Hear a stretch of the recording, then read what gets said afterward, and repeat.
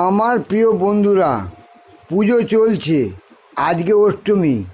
তোমরা কি ভাবছো বিজয়া দশমীর পরের দিন তোমরা শ্বশুরবাড়িতে গিয়ে শ্বশুরকে সাষ্টাঙ্গে প্রণাম করবে, শাশুড়িকে সাষ্টাঙ্গে প্রণাম করবে, প্রণাম করে তাদের কাছ দিয়ে ঝেড়ে গুছিয়ে এক সপ্তাহ ধরে খাবে, তাদের বাড়িতে থাকবে, তাদের কাছ দিয়ে টাকা পয়সা ঝাড়বে আর আনন্দ ফুর্তি করবে শ্বশুরের পয়সায়?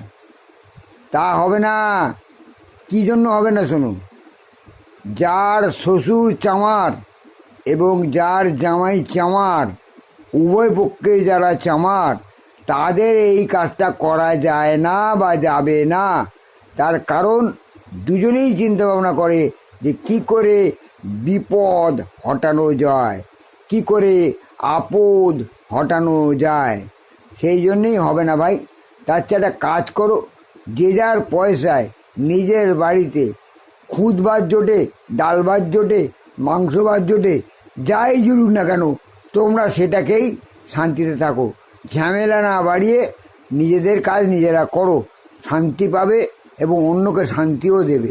এসব ঝামেলায় যেও না, কেননা চামার বাড়িতে চামারের আগমন কোনো চামারই সহ্য করে না, বুঝলে? আসি বন্ধু, আর কি বলবো, তোমরা একটু চিন্তা করে দেখো কতটা সত্যি, বুঝলে?